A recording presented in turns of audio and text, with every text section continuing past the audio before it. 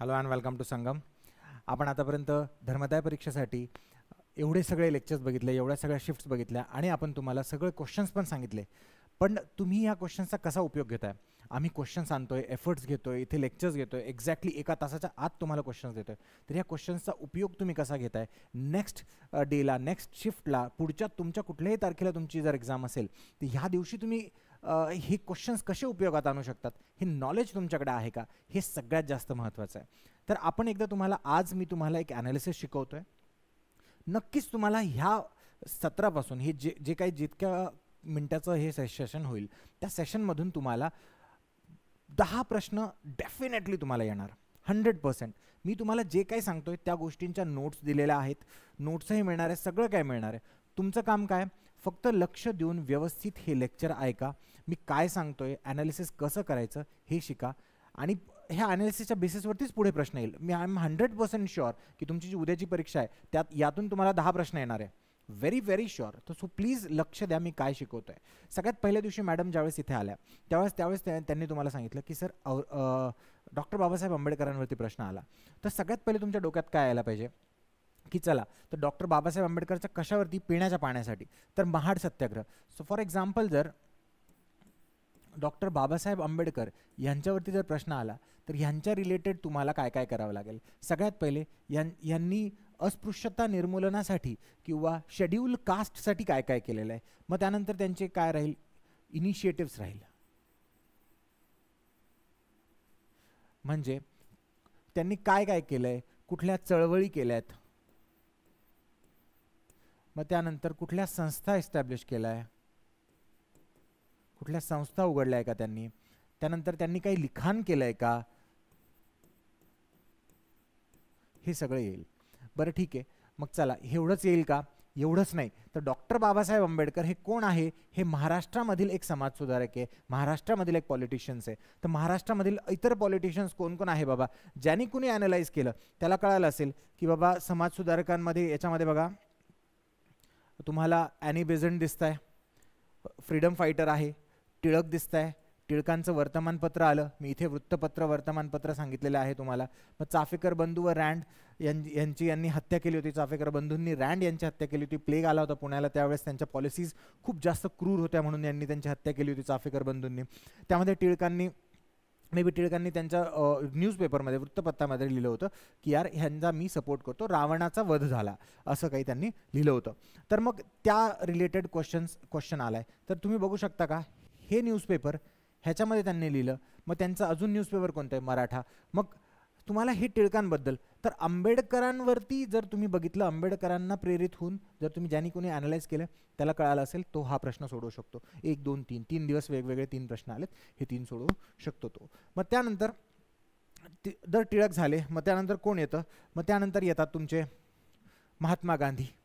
Okay, मग त्यानंतर कोण येतं, तर त्यानंतर येतं तुमचं महात्मा गांधी रिलेटेड चंपारण सत्याग्रह आलं होतं, लाला लजपत राय येतात. त्यानंतर कोण येतं, तर तुमचे ज्योतिबा फुले येतात. त्यानंतर कोण येतं, सावित्रीबाई फुले येतात. त्यानंतर कोण येतं, आगरकर येतं. मग हे कोण आहेत सगळे, हे समाज सुधारक आहे, हे पॉलिटिशियन्स पण आहे. तर त्यांचे काम काय काय, तर इथे मी तुम्हाला एक लिस्ट दिलेली आहे. ह्या लिस्टमध्ये काय आहे की डॉक्टर बाबासाहेब आंबेडकर ह्यांचे उपक्रम, चळवळी काय काय, कालावधी कोणत्या काळामध्ये, कुठल्या वर्षी त्यांनी ते केलं, आणि त्यानंतर त्या रिलेटेड हे सत्याग्रह केलं तर हे कशासाठी केलं, एक डिटेल तुम्हाला इन्फॉर्मेशन दिलेली आहे. मग सेम ज्योतिबा फुले, सावित्रीबाई फुले, गोपाळ गणेश आगरकर, महादेव गोविंद रानडे, मग त्यानंतर राजर्षी शाहू महाराज, मग धोंडो केशव कर्वे, गोपालकृष्ण गोखले, लोकमान्य टिळक, पंडित रमाबाई, ताराबाई शिंदे, विनोबा भावे, गोपाळ हरी देशमुख रिलेटेड तुम्हाला एवढ्या इन्फॉर्मेशन दिलेल्या आहेत. सो लिहून काहीच घेऊ नका, जे मी दाखवलंय तेच बघा फक्त. ॲनालिसिस बेस्ड क्वेश्चन्स येतात, ह्यांच्यावरतीच क्वेश्चन येणार तुम्हाला नेक्स्ट. ठीक आहे, फर्स्ट. त्यानंतर काय आहे याच्यात, जास्त वेळ घेणार नाही आहे मी तुमचा. मी तुम्हाला एकदा ॲनालिसिस शिकवून दिलं तर उद्यापासून जे जे आम्ही क्वेश्चन्स तुमच्यापर्यंत आणतो त्याचं ॲनालिसिस लगेच तुम्ही काढून, लगेच तुम्ही एक्स्ट्रॅक्ट करून तुम्ही प्रश्न बनवू शकता. नेक्स्ट पेपरसाठी तुमचा प्रश्न एक फिक्स होऊन जाईल. सो प्लीज बघा नेक्स्ट काय आलं. 1857चा उठाव, 3 क्वेश्चन नेतृत्वावरतीच आले, पहिल्या दिवशी, दुसऱ्या दिवशी, तिसऱ्या दिवशी. मग तुम्ही हे का बघत नाही की नेतृत्व विचारलंय तर 1857च्या नेतृत्वाबद्दल सगळी इन्फॉर्मेशन तुमच्याकडे पाहिजे. कानपूरला झाला, लखनौला झाला, झाशी, ग्वालियर, बरेली, फैजाबाद, अलाहाबाद, जगदीशपूर, फरुखाबाद, त्यानंतर बिजनौर, बराकपूर. हे बराकपूर तर बरंच फेमस आहे मंगल पांडेंमुळे. मेवात, रेवाडी, पश्चिम उत्तर प्रदेश, पंजाब. मग इथून कुणी कुणी काय काय केले हे लीडर्स त्यांचे आहेत. ठीक आहे, ह्या नोट्स मी तुम्हाला देणार आहेत. ह्या नोट्स तुम्ही लिहून घेऊ नका, घाई करू नका. मी फक्त तुम्हाला ॲनालिसिस शिकवतोय. एका ठिकाणचं आलं तर दुसऱ्या ठिकाणचं तुम्हाला माहिती असतं. तर तात्या टोपे इथे राणी लक्ष्मीबाईंना त्यांनी हेल्प केली होती. तर तात्या टोपेबद्दल थोडं वाचून घ्या. ओके, म्हणजे तात्या टोपे सर्वात पहिले पेशव्यांसोबत कधी कॉन्टॅक्टमध्ये आले. एक पेशवा आहे ज्यांना पेशवाईच्या रिलेटेड सुद्धा ज्यावेळेस ते इथून निघून गेले झाशीवरतून, ज्यावेळेस 1857च्या उठावाच्या दरम्यान, त्यावेळेस ते त्यानंतर कुठे गेले, त्यानंतर ते कुठे गेले, ह्या सगळ्या गोष्टी, त्या अगोदर कुठे होते, ह्या तुम्हाला गोष्टी माहिती पाहिजे. मग बेगम हजरत महल इनसिग्निफिकंट आहे. नानासाहेब कोण आहे, नानासाहेब कोण आहे हे माहिती पाहिजे तुम्हाला, पेशवे आहेत ते. मग त्यानंतर नॉट इम्पॉर्टंट, फक्त नाव वाचून घ्यायला पाहिजे. Rani Laxmibai very very important. Khan Bahadur नाही, मौलवी अहमदुल्ला शाह नाही, मौलवी लियाकत नाही. म्हणजे वाचून घ्या हे नावं, बट ह्यांची पार्श्वभूमी करायची गरज नाही तुम्हाला. ओके, सो अजून कोण आहे, मंगल पांडे येणार नाही प्रश्न. तर जर नेक्स्ट क्वेश्चन यायचा म्हटला तर ह्या यादीतून येणार नाही. ही यादी तुम्हाला फक्त रेफरन्ससाठी दिली आहे. गेला आता पहिल्या पेपरला बघितलं असतं तर ही यादी तुम्हाला आली असते. आता येणार नाहीये. आता याच्यातून काय प्रश्न येऊ शकतात ते आपल्याला बघायचं आहे. तर मग इथे कुणी नाही आता सध्या. तरी ही यादी पाठ करायची का सर, तर हो, ही यादी पाठ करावी लागेल. मॅच द फॉलोइंग म्हणजे इकडे उठाव आणि इकडे त्यांचे स्थान, तर हे तुम्हाला मॅच द फॉलोइंग मध्ये आता येणारा प्रश्न येऊ शकतो. ओके, नेक्स्ट काय आहे, मग नेक्स्ट येतं हे ॲने बेझंट यांनी जे दोन न्यूजपेपर्स लिहिलेत, न्यू इंडिया आणि कॉमनवेल्थ. मी याच्यामध्ये तुम्हाला जेवढे काही नावं दिलेत इकडे पुढे, हे ब्रिटिशांचे धोरणं आहेत. त्यानंतर हे बघा, हे सामाजिक समाज सुधारक आहे. पुढे भूगोल आहे, दिलेत मी एका ठिकाणी, मला दाखवतो. एक PDF देतो मी तुम्हाला. त्या PDF मध्ये तुम्हाला ॲने बेझंटच नाही, जवाहरलाल नेहरू, लाला लजपत राय ह्यांच्या सगळ्यांचे तुम्हाला न्यूजपेपर, कार्य, वेळ सगळं तुम्हाला त्या PDF मध्ये मिळेल. ते तिथून प्लीज वाचून घ्या. प्रश्न त्याच्यावरतीच येणार आहे, त्यापैकी त्या व्यतिरिक्त येणार नाही. I guaranteed it, I guaranteed. जर ॲनालिसिस बेस यायचा आहे, ॲनालिसिस बेसच येतो क्वेश्चन पेपर, कुणीही क्वेश्चन पेपर बनवतं तर मागचे क्वेश्चन पेपर बघतं. तर त्यांनी आता सेट ऑफ क्वेश्चन पेपर तुमच्या याच्यासाठी बनवून टाकलेत. असं नाही की मी आज हे ॲनालिसिस घेतो म्हणून ते क्वेश्चन पेपर चेंज करतील, नाही. जर तुम्हाला एक त्यांनी अगोदर बसले आणि आपल्याला किती शिफ्ट्स घ्यायच्यात, एवढ्या शिफ्टसाठी एवढे पेपर लागतात आणि ह्या पेपर्सचा एक फॉर्मॅट असायला पाहिजे. त्या फॉर्मॅटमध्ये त्यांनी क्वेश्चन पेपर्स बनवले आणि त्या in the whole soup they made question papers and they are attach to each other. एक विचार करा, 1857च्या उठावावरती बनवायचं आहे, तर त्यांना एक लिस्ट मिळाली 1857च्या उठावावरती बनवायचं आहे. तर उठावावरती त्यांनी 4 प्रश्न काढलेत, 50 काढले असतील, 50मधनं 4 त्यांना बेस्ट मिळाले, 1 2 3 4 शिफ्ट्समध्ये त्यांनी लावून दिले. ओके, मग ज्याने पहिल्या शिफ्टमध्ये अनालाइज केलं की हा प्रश्न आला होता आणि मी ॲनालिसिस करून तो चौथ्या प्रश्नापर्यंत किंवा चौथ्या शिफ्टपर्यंत त्याचा तो प्रश्न सोडवू शकतो. Believe me, trial and tested आहे. हेच प्रश्न येतात. लेखा व कोशागारच्या वेळेस मॅडम आणि आम्ही ॲनालिसिस करून तुम्हाला सांगितलं आणि एक्झॅक्ट तेच प्रश्न दुसऱ्या दिवशी आले. ह्यावेळेस थोडंसं फॉर्मॅट चेंज केलेलं आहे. तर ह्यावेळेस तुम्ही क्वेश्चन बघून आय होप स्वतः ॲनालिसिस करत आहात. तुम्ही करत नसाल तर मला कळवा. मी तुमचं स्पेशली मॅडमचं सेशन झाल्यानंतर एक ॲनालिसिसचं सेशन घेईल, जे तुम्हाला दुसऱ्या दिवशीसाठी उपयोगात येईल किंवा त्याच दिवशी संध्याकाळसाठी उपयोगात येईल. कारण की 11ला पेपर संपला की 12ला आपला व्हिडिओ येतो. 12 वाजता व्हिडिओ आला की नेक्स्ट पेपरवाले लगेच आतमध्ये जातात 12-1 वाजेच्या दरम्यान. ते 1 तासात त्यांना जास्त उपयोग होणार नाही, पण लास्टच्या शिफ्टवाल्यांना उपयोग होईल. So let me know. But मी एवढं ॲनालिसिस तुम्हाला सांगितल्यानंतर तुम्हाला नक्कीच कळेल की यार इथे जर महाड सत्याग्रहावरती प्रश्न आला तर दुसऱ्या वेळेस लगेच याच्यावरती आला, मग ह्या दोघांवरती आल्यानंतर तिसरं एकच उरलं होतं, मग ते ह्याच्यावरती आला. तर ह्या गोष्टी तुम्हाला कळायला पाहिजे. उठावामध्ये पण कंटिन्युअसली 3 प्रश्न आले 1 2 3 शिफ्ट्समध्ये. ओके, मग त्यानंतर काय आहे, हे न्यूजपेपर मी दिलेत तुम्हाला PDF मध्ये. हे अशा प्रकारे आपलं PDF राहील बघा. हे बघा, सामाजिक आणि धार्मिक चळवळी, ह्या चळवळी आहे. मग त्यानंतर काय आहे, ब्रिटिश गव्हर्नर्स आणि त्यांचे पॉलिसीज. त्यानंतर हे ब्रिटिश गव्हर्नर्स आणि त्यांच्या पॉलिसीज सुरू आहे इथे. परत हे बघा महात्मा फुले आंबेडकर ह्यांचे सगळ्यांचे कामं, न्यूजपेपर सगळं काय आहे. मग त्यानंतर 1857च्या उठावातील प्रमुख नेते हा बघितला आपण PPT मध्ये. मग त्यानंतर काय, हे किल्ल्यांवरती प्रश्न आला होता त्यावरती आहे बघा, नीट बघा. मग अशांतते जनक वगैरे टिळक हे आपण ॲनालिसिस केलं. मग त्यानंतर आपण काय बघितलं, पन्हाळा किल्ला. मग पन्हाळा किल्ला का आला, छत्रपती शिवाजी राजेंचे सर्व किल्ले जे आहेत ते न्यूजमध्ये आहे, तर पन्हाळा किल्ला तुम्ही वाचून जायला पाहिजे होतं. तर मग आता नेक्स्ट काय येईल, जे काही किल्ले युनेस्को च्या वर्ल्ड हेरिटेज साईटमध्ये लिस्ट झालेले आहेत ते किल्ले कोणते, त्या किल्ल्यावरती विशेष काय घडलंय, त्या किल्ल्यावरती विशेष जे घडलंय त्यानंतर त्या कोणत्या वर्षी घडलंय. ओके, मग ते किल्ले कुठल्या ठिकाणी आहे. हे एक ऑब्जेक्टिव्ह, एक जी एक्झाम आहे ना तुमची ती खूप जास्त ऑब्जेक्टिव्ह असते. त्यामुळे बघा इथे दिले आपण हे किल्ले आहेत, रायगड, राजगड, शिवनेरी, प्रतापगड, लोहगड, सिंधुदुर्ग, विजयदुर्ग, सुवर्णदुर्ग, खंडेरी, पन्हाळा. हे बघा पन्हाळा इथे आलं तुमचं. ओके, मग साल्हेरचा किल्ला, मग जिंजीचा किल्ला. ह्याच्यात सगळ्यात महत्त्वाचं सर मग तुम्हाला काय वाटतं, आता काय येऊ शकतं, तर सरांना म्हणजे मला महत्त्वाचं वाटणारं म्हणजे हे जिंजी किल्ला कुठल्या राज्यात आहे किंवा कुठल्या ठिकाणी आहे. वेल्लोर, तामिळनाडू इथे आहे. हे एक मला महत्त्वाचं वाटतं. मग त्यानंतर काय, तर सिंधुदुर्ग मध्ये 2 किल्ले आहे, सिंधुदुर्ग आणि विजयदुर्ग. ओके, मग त्यानंतर अजून काय महत्त्वाचं वाटतं, तर परत पुण्यामध्ये 2 किल्ले आहेत, काय, राजगड आणि शिवनेरी. खालीलपैकी पुण्यामधील छत्रपती शिवाजी राजांचे किल्ले कोणते, राजगड, शिवनेरी. त्यानंतर तुम्हाला हे देतील ते अजून तो सर्वात पहिला किल्ला होता त्यांचा जिंकलेला छत्रपती राजेंनी, तर हे एवढे मला महत्त्वाचे वाटतात, एवढे प्लीज करून जा. नेक्स्ट काय, नेक्स्ट वी विल सी. किल्ल्यांबद्दल सांगितलं, ॲनालिसिस इथेच संपलं मग याचं.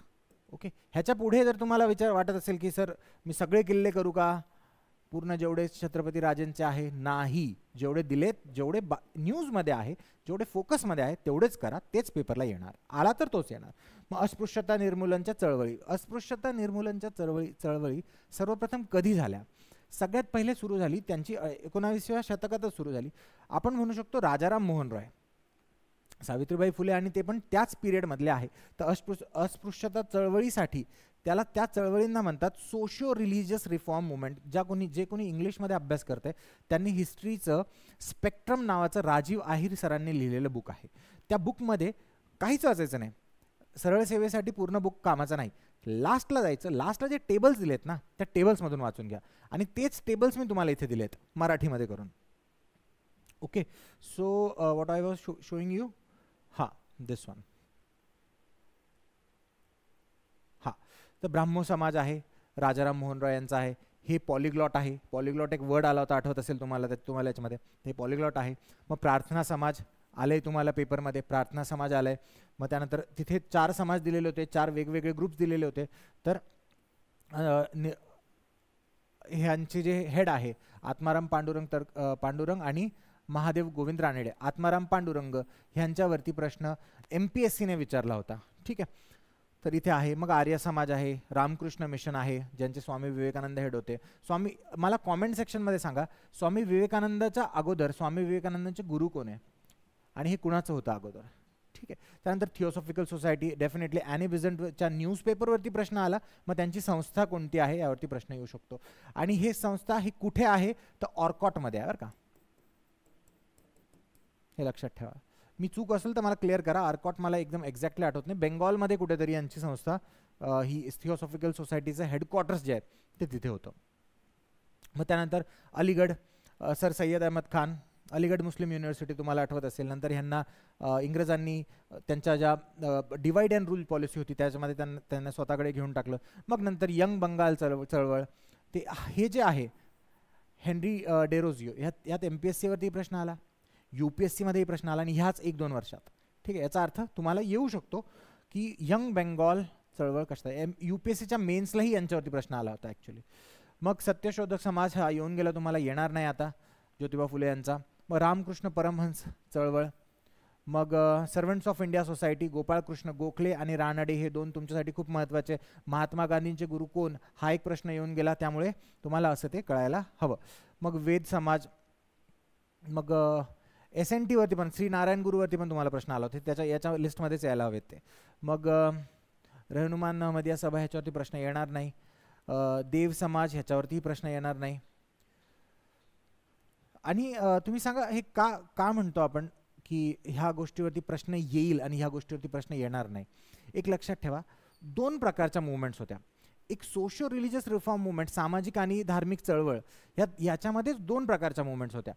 एक समाज होता, एक ग्रुप होता, जे आपले त्यांनी ग्रुप्स बनवले, आर्य समाज वगैरे वगैरे वगैरे. ह्या ग्रुपनी हिंदू धर्माला रिवाईव्ह करायला सुरुवात केली, म्हणजे जुन्या हिंदू धर्माच्या ट्रेडिशन्स त्यांनी आत आणायला सुरुवात केली. एक दुसरा ग्रुप होता की त्यांनी बाहेरच्या ट्रेडिशन आतमध्ये आणायचा प्रयत्न केला. आणि एक दुसरा ग्रुप होता ते म्हणतात आमचं जुनं वैदिक समाज, ज्यामध्ये आम्ही अस्पृश्यता वगैरे वगैरे पाळतो, हे सर्व काही असं असायला पाहिजे, आपलं कल्चर जसेल तसं असायला पाहिजे, हा एक वेगळा ग्रुप होता. म्हणून त्या ग्रुप्सवरती प्रश्न येणार नाही, ते आज निगेटिव्ह मानले जातात. निगेटिव्ह ग्रुप्सवरती प्रश्न येणार नाही, पॉझिटिव्ह ग्रुप्सवरतीच प्रश्न येणार. सो प्लीज मेक शुअर की तुम्ही अशा प्रकारेच अभ्यास करा. ह्या एका लेक्चरमुळे तुम्हाला उपयोग फक्त धर्मदाय परीक्षेसाठी होईल. पुढे भविष्यात ज्या कुठल्या एक्झाम्स द्याल त्यामुळे तुम्हाला ॲनालिसिस शिकायलाच हवं, खूप महत्त्वाचं आहे. ओके, प्रश्न येतोय, कसा येतोय, का येतोय, हा प्रश्न का विचारला ह्यांनी, ह्याच्यासाठी PYQ असतात. PYQ मूर्ख मुलं PYQ घेतात आणि ते PYQ सोडवतात. अरे सोडवून नाही, सोडवायचे नाही आहे ते. ह्या संस्थेचा ह्या पर्टिक्युलर टॉपिकबद्दल काय व्ह्यू आहे, मग ह्यांनी हा टॉपिक किती वेळेस विचारलेला आहे, हे ॲक्च्युली सगळा प्रॉब्लेम क्लासेसवाल्यांचा आहे. PYQ सोडवा, PYQ सोडवा. PYQ एक्झॅक्टली कशासाठी असतात हे क्लासेसला मेजरली खूप कमी लोक असतील ज्यांना माहिती असेल. Please, so I am very sorry, but this is the truth, this is the reality, हे सत्य आहे. मग नेक्स्ट काय, फ्रेंच कंपनी, वेगवेगळ्या कंपन्या आल्या होत्या, ट्रेडिंग कंपनीज म्हणतो आपण याला. तर फ्रेंच कंपनी त्यातील एक आहे. तर मग कोण आता कंपनीच्या, त्यांनी सांगितलं फ्रेंच कंपनी ज्यावेळेस आली त्यावेळेस तिथे राजा कोण होता. ओके, डिफिकल्ट क्वेश्चन, कोणालाही सोडवता येणार नाही. फ्रेंच कंपनी भारतात आल्यानंतर सर्वात पहिले त्यांनी कुठे त्यांचा दुर्ग बांधले, किल्ला बांधला. मग त्यानंतर ब्रिटिश कंपनी आल्यानंतर कुठे त्यांचं सगळ्यात पहिले कुठे आले. ओके, मग त्यानंतर 1600 साली आले, 1498 साली सर्वात पहिले पोर्तुगीज आले. मग त्यानंतर कोण आलं, मग त्यानंतर कोण आलं, ही लिस्ट तुम्हाला माहिती पाहिजे. पोर्तुगीज, मग फ्रेंच, डच, हे सगळे तुम्हाला माहिती असायला हवे. ही सुद्धा एक डिस्क्रिप्टिव्ह लिस्ट मी तुम्हाला दिलेली आहे. कोण आलं, कुठे किल्ले, सगळं ह्या गोष्टी तुम्ही करून जा प्लीज. ओके, मग नेक्स्ट काय, महाराष्ट्राचं पीक क्षेत्र. आता हे बघा, हे ॲक्च्युली हा भूगोलाचा प्रश्न आहे, इथे चुकून आला माझ्याकडून. भूगोल किंवा इकॉनॉमिक्स, हे बघा भूगोलामध्ये वेगवेगळे प्रकार आहे. Physical geography, Indian geography, human and economic geography.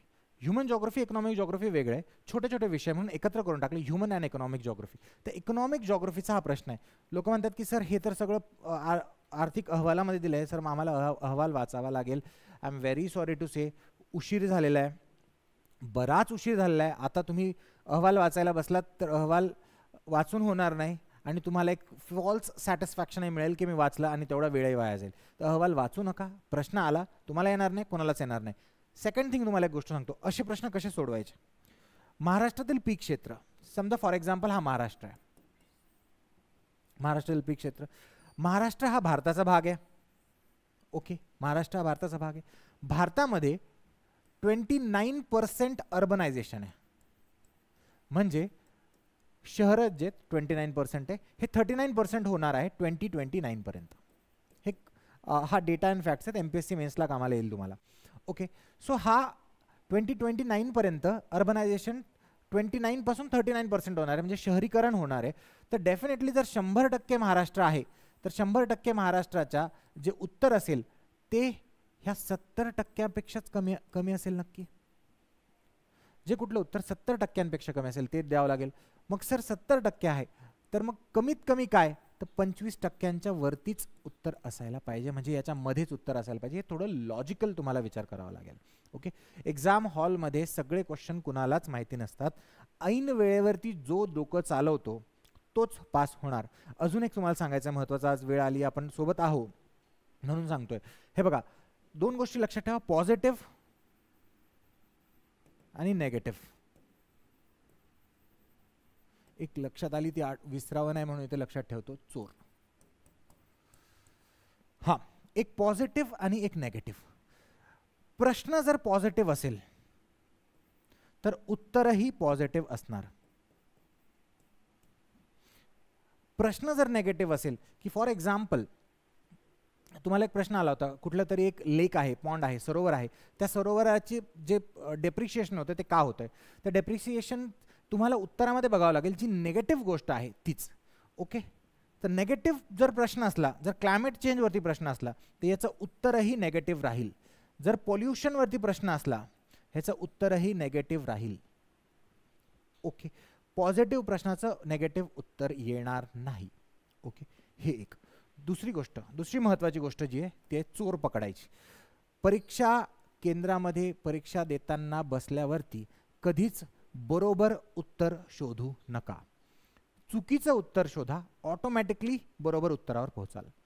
Best technique आहे ही टेक्निक. दिस ऑलवेज वर्क, तुमच्यासोबतही वर्क करणार. सो प्लीज ही एक ट्राय करा, तुम्हाला तुमचे 4 ते 5 मार्क डेफिनेटली प्लस होतील. आणि what ever I am speaking it from a great experience. I have taken a lot of experience. स्वतःबद्दल खूप जास्त सांगत नाही आहे, बट मी खूप जास्त फेलियर्समधून शिकलो आहे. खूप failures. I used to prepare for UPSC. I used to give all exams. मग आपण हे एक्झाम्सचं मी खूप परीक्षा पासही झालो आहे. बट द थिंग इज की when I failed then I learn. आणि जर तुम्ही फेल होऊन जर शिकत नसाल आणि मी एक विद्यार्थिनी आहे, त्यांचा कॉल आला होता की सर मी MPSCचा पण अभ्यास करते म्हणून मी पास नाही होऊ शकत आहे, म्हणून मला ह्याच्यासाठी वेळ नाही मिळत. अरे मग तुम्ही ह्या परीक्षा देऊच नका ना. If you are studying for both of them and if you are not able to manage, जर तुम्हाला मॅनेज होत नाही दोन्ही पण, तर दोन्ही तुम्ही एक तर कुठलं एक काढून टाका आणि एकावरती फोकस करा. काय ह्याच्यामध्ये इनमीन 4 विषय आहेत सरळ सेवेमध्ये. ॲनालिसिस जर तुम्हाला येणार नाही तर तुम्ही पास होऊ शकत नाही. मी फेल का होते, मी फेल का होतो आहे, हे तुम्हाला सगळ्यात पहिले समजून घेणं खूप जास्त गरजेचं आहे. चला पुढे जाऊया. काँग्रेसचे सेशन्स, मी सगळे काँग्रेसचे सेशन्स तुम्हाला दिलेले आहे, त्याचे हेड दिलेले आहे आणि त्यामध्ये कुठलं महत्त्वाचा निर्णय घेण्यात आलेला आहे तेही दिलेलं आहे. कारण की काँग्रेसच्या सेशनवरती नेमके 3 प्रश्न आले. त्याच्यावरती काय काय आलेत सर? 3 आले. एक ॲलन ह्यूमवरती प्रश्न आला. यांनी काँग्रेसचे सेशन एस्टॅब्लिश करण्यामध्ये 1885 सालापासूनच सुरुवात केलेली होती.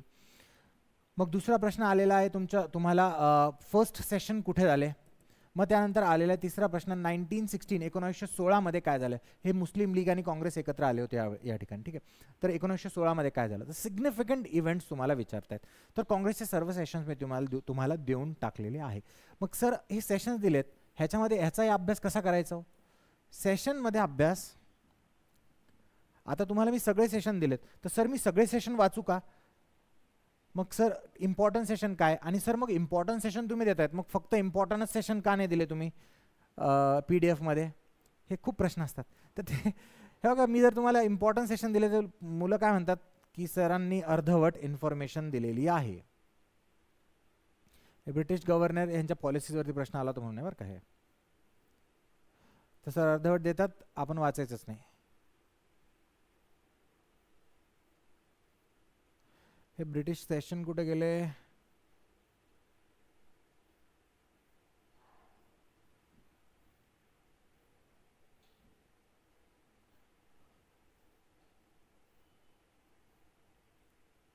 हा, काँग्रेस अधिवेशन, ब्रिटिश सेशन काय शोधतोय मी पण. तर काँग्रेस अधिवेशन, सर याला कसं वाचू बघा.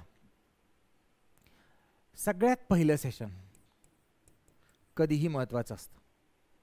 आता हा प्रश्न आला नाही तुम्हाला, कुणी केलं, तर उमेश चंद्र बॅनर्जी यांनी हेड केलेलं आहे, लक्षात ठेवा. ठीक आहे, किती लोक होते हे MPSC मध्ये प्रश्न आलाय फर्स्ट सेशनला, तुम्हाला येणार नाही. मग त्यानंतर दादाभाई नौरोजी, एक लिस्ट मी द्यायची विसरलो तुम्हाला.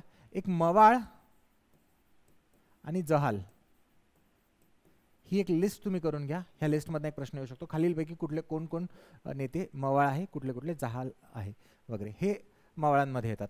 दादाभाई नौरोजी, सय्यद बद्रुद्दीन तय्यबजी, मग रहमतुल्ला, मग गोपाल कृष्ण गोखले, परत दादाभाई नौरोजी.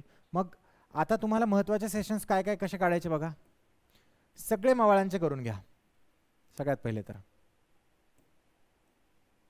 मवाळांचे सर्व सेशन करून घ्या. मग ह्याच्यामध्ये तुम्हाला काय दिसतंय बघा. परत जवाहरलाल नेहरू आले. हे बघा मी तुम्हाला एक शॉर्ट मध्ये सांगून देतो, हे लिहून घ्या. एकापेक्षा जास्त सेशन कुणी कुणी हेड केलेले कुठे कुठे आहे. हिंदू मुस्लिम रिलेटेड सेशन्स कोणते कोणते. 1909 ठीक आहे. त्यावेळेस बंगालच्या फाळणीमुळे जे आपण चळवळ सुरू केली होती 1905 मध्ये, जे 1911 मध्ये संपली, तर ह्या पिरियडमधलं तुम्हाला गव्हर्नर माहिती पाहिजे, ह्या पिरियडमधले तुम्हाला फ्रीडम फायटर्स माहिती पाहिजे, सगळं काय माहिती पाहिजे. मग त्यानंतर वुमेन, महिला, दोनच महिला आहे ठीक आहे, दोनच महिला आहेत ज्यांनी हेड केलेत, त्या दोन्ही महिला माहिती पाहिजे तुम्हाला. त्यानंतर ज्या दुसऱ्या महिला आहेत सरोजिनी नायडू, त्या इंडिपेंडन्स झाल्यानंतर गव्हर्नर बनल्या, त्या इंडिपेंडन्स झाल्यानंतर कुठल्या गव्हर्नर बनल्या हे माहिती पाहिजे तुम्हाला. मग त्यांना कोकिळा म्हणायचे वगैरे वगैरे, हे सगळ्या गोष्टी माहिती पाहिजे. तर ह्या 3 गोष्टी तुम्हाला ह्या सेशन्समधून काढायच्या आहे ठीक आहे. ह्या 3 गोष्टी, एकापेक्षा जास्त कुणी हेड केलेलं आहे, मग कुणी हेड केलं आहे, मग ते कुठे केलं आहे ते पण माहिती पाहिजे. हिंदू मुस्लिम रिलेटेड सेशन्स कोणते कोणते, जसं 1916 होतं तसं 1909 ही आहे. मग त्यानंतर वुमेन रिलेटेड 1942 वगैरेच्या दरम्यानही भरपूर सेशन झालेत, ते करायची गरज नाही, त्या अगोदरच करा. मेजरली सगळ्यात महत्त्वाचे सेशन्स कोणते आहेत. 1930 पर्यंत, 1900 तुम्ही स्टार्टिंगचे पूर्णच घ्या, 1930 पर्यंत घ्या, 1985 पासून 1930 पर्यंत.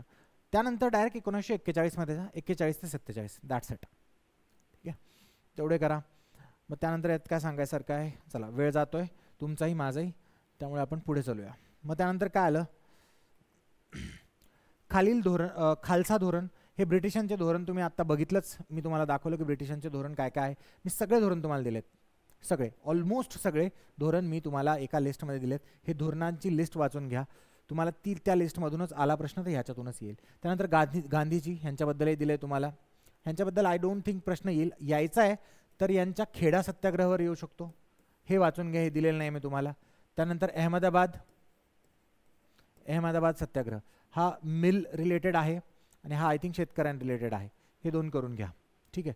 इथे नीळ रिलेटेड होता हा ठीक आहे. खेडा सत्याग्रह, अहमदाबाद सत्याग्रह करून घ्या. मग त्यानंतर म्हैसूर इंग्रज युद्ध, हे द्यायचं राहिलं माझ्याकडून, तर म्हैसूर इंग्रज 4 युद्ध झाले होते. त्यानंतर British versus Punjab, British versus Maratha, very important, मी याला स्टार मार्क करतो. मग त्यानंतर ह्यांच्यात तुम्ही कराल तर फक्त त्यांचे करार काय काय झालेत, म्हणजे युद्ध सुरू झालं, युद्ध संपलं, मग संपलं त्यावेळेस करार काय झालं, सालबाई वगैरे वगैरे करार यात येतील. मग त्यानंतर अनंत लक्ष्मण कान्हेरे आपण बघितलं, जर ह्याच्यामध्ये काय राहिले का, पंजाब झालं, मराठा झालं. त्यानंतर ना यांचे बाहेर देशातही झाले, नेपाळ, बर्मा, हे 2 करून घ्या. 2 करार महत्त्वाचे झाले, काहीतरी फनी नाव आहे, टाकामक वगैरे काहीतरी आहे, आणि हे आहे, हे 2 करून घ्या. करार काय झाले हेच करा फक्त, बाकी काही करू नका, वर्ष पण बघा. त्यानंतर लाला लजपत राय तुम्हाला दिलेत मी, तिथूनच करून घ्या, बाकी काही करू नका.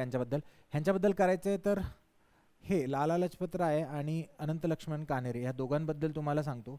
रेव्होल्युशनरी,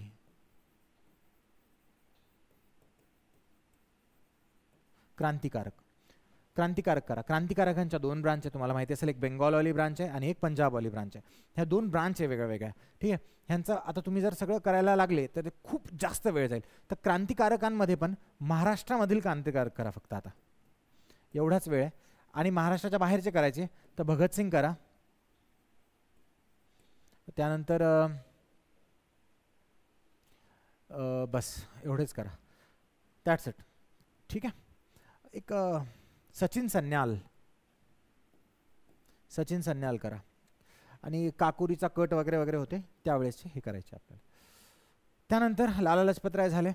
त्यानंतर काय, लखनौ अधिवेशन, हे अधिवेशनाचं बघितलं आपण. आर्य महिला समाज हे बघितलं आपण. सोशल रिलिजियस रिफॉर्म मुवमेंटमध्ये जातं, त्या पूर्ण मुवमेंट्स तुम्हाला करावं लागतील. जालियनवाला बाग परत एक मोठा मॅसेकर झाला 1916च्या दरम्यान. तर तो जालियनवाला बाग ज्यावेळेस महात्मा गांधींनी त्यांची फर्स्ट चळवळ सुरू केली 1919 तर त्यावेळेसमध्ये तुम्हाला हा जालियनवाला बाग रिलेटेड तुम्हाला बघायला मिळेल. तर गांधीजींची एक टाईमलाईन करून घ्या. सगळ्यात पहिले गांधीजी कधी आले, मग होम रूल लीग सुरू होती, तर 1916च्या दरम्यान गांधीजी आले. मग त्यानंतर त्यांनी सगळ्यात पहिले त्यांची चळवळ 1919मध्ये सुरू केली, 1919. पण आपण मुख्यतः म्हणू शकतो 1921 टिळकांच्या मृत्यूनंतर त्यांनी पैसे जमा करून फंड्समध्ये खूप पैसे जमा झाले होते, त्यानंतर केली. मग त्यानंतर 1930, मग नंतर 1942 भारत छोडो. एवढंच महत्त्वाचं आहे. ह्यावेळेस आले त्यावेळेस त्यांनी अहमदाबाद, खेडा आणि चंपारण हे 3 केले होते. हे एवढंच महत्त्वाचे तुमच्यासाठी गांधीजींचं हे. मग त्यानंतर काय, जालियनवाला बाग कोणत्या शहरात झालं, ठीक आहे. नेक्स्ट लेक्चर घेऊया भूगोलावरती. प्लीज व्यवस्थित ऐका, काहीही कळालं नसेल तर विचारा, फोन नका करू, मेसेज करा, आय विल रिस्पॉन्ड. मॅडम आहे, मी आहे, अजून टीचर्स आहेत, अजून फॅकल्टी मेंबर्स आहेत, अजून स्टाफ आहे, बट आम्ही त्यांच्याकडे तुमचे फोन्स देत नाही, कॉल्स आम्हीच स्वतः घेतो. There is a reason behind that. मुलाची आपल्या महाराष्ट्रामध्ये ना एक टेंडन्सी आहे की विद्यार्थ्याची काळजी कशी घेतली जाते, ठीक आहे. तर मी खूप जास्त क्रिटिसाइज करणार नाही सगळ्यांना. तर इट इज रिक्वायर्ड की स्टुडंटला एक्झॅक्टली काय पाहिजे ते कळायला हवं एका टीचरला, ठीक आहे. So it is very important. So please message करा, आय विल रिस्पॉन्ड. काही कळालं नसेल तर if required I will myself give you a call, ठीक आहे. मी स्वतः कॉल करेल. बेस्ट ऑफ लक परत एकदा, ठीक आहे. व्यवस्थित अभ्यास करा. Thank you so much.